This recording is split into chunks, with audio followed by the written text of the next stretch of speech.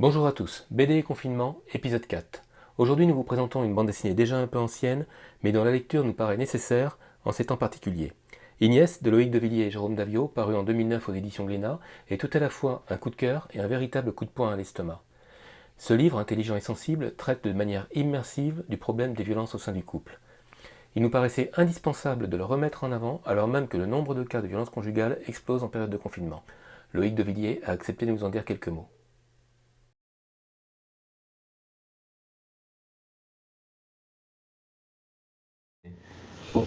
Il y en a eu plusieurs, hein. C'est des événements qui se sont cumulés sur le parcours d'une vie. C'est-à-dire que ma première, moi j'ai eu la chance, j'ai pas vécu dans une famille où il y avait des violences conjugales. Par contre, à l'adolescence, il y a un souvenir assez marquant. J'avais 18-19 ans. On était entre copains, on partait faire la foire. Et dans la rue, on a vu un homme battre sa femme, hein, mais sérieusement. Et on a intervenu en fait, on est intervenu en se disant c'est pas possible. Et en fait, on s'est retrouvé à se battre, mais contre les deux, en fait, contre la femme et l'homme, et là, on comprenait plus rien. Et on nous a dit, grosso modo, mêlez-vous de vos problèmes, quoi, c'est pas les vôtres. Et moi, ça m'a marqué, c'est vraiment un événement qui m'a marqué, à savoir, qu'est-ce qui s'est passé, je comprenais pas, en fait, ce qui s'était passé à ce moment-là. Et au fur et à mesure du temps, j'ai été confronté à des violences conjugales, et j'ai compris que ce qui se passait, c'était ça, ce qui s'était passé à ce moment-là, c'était ça.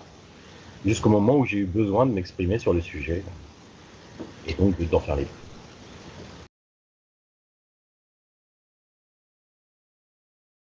Oui, oui, il y a eu une collecte d'informations assez importante vis-à-vis des femmes battues, mais aussi vis-à-vis des hommes violents, ce qui est beaucoup plus difficile à collecter. Alors pour ça, je me suis appuyé sur les associations, hein, on n'invente rien. Et il y a aussi une collecte auprès de deux ou trois, je ne sais plus exactement, d'hommes violentés. Se rendre compte qu'en fait le problème il existe aussi dans l'autre sens, beaucoup moins, mais il existe aussi, et qu'en fait ce sont exactement les mêmes fonctionnements, les mêmes mécanismes en fait. Et à partir de cette collecte, essayer d'en tirer un fil rouge, un trait commun, et essayer d'en faire une album avec comme référence à une queue. C'était vraiment ça, c'est-à-dire ne pas juger, mais poser des constats.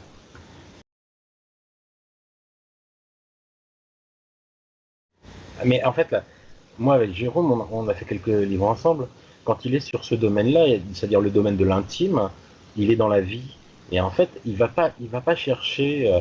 Si on regarde le bouquin dans son entier, on ne va pas avoir de plongée, de contre-plongée. Il va toujours se mettre à hauteur des humains, sans jugement, et aller à raconter. Non pas faire une belle illustration, mais raconter. Ce qui paraît une évidence quand on fait de la bande dessinée, mais dans un récit aussi avec autant d'émotions, parce que c'est ça en fait, c'est de l'émotion qui circule. Euh, Aller à l'épure, c'est-à-dire la couleur, il n'y en a pas, c'est un récit en noir, et aller à l'essentiel. Et il est incroyable, c'est un dessinateur incroyable.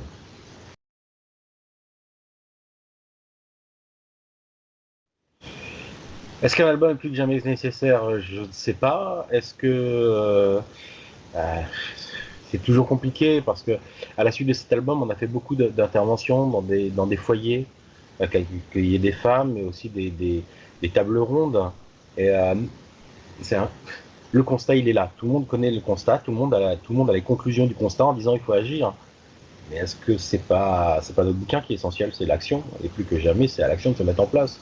Et on a beau avoir des gens qui communiquent sur le sujet en disant ce n'est plus acceptable, c'est plus tolérable, mais les moyens sont pas là. Il faut mettre les moyens. C'est ça qui manque en fait. Les bonnes intentions sont là, les moyens ne sont pas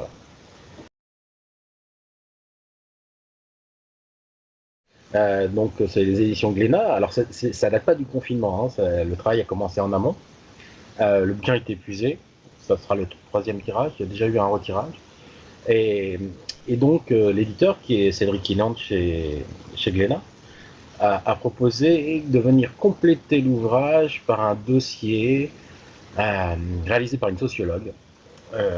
C'est en train de se contractualiser, donc je ne peux pas citer le nom de la sociologue, mais c'est quelqu'un qui est pointu sur le domaine, afin de se placer vraiment dans une post-face. C'est-à-dire que nous, avec Jérôme, on n'apporte pas de réponse. On fait un constat, on se dit, voilà les mécanismes, voilà ce que nous on perçoit.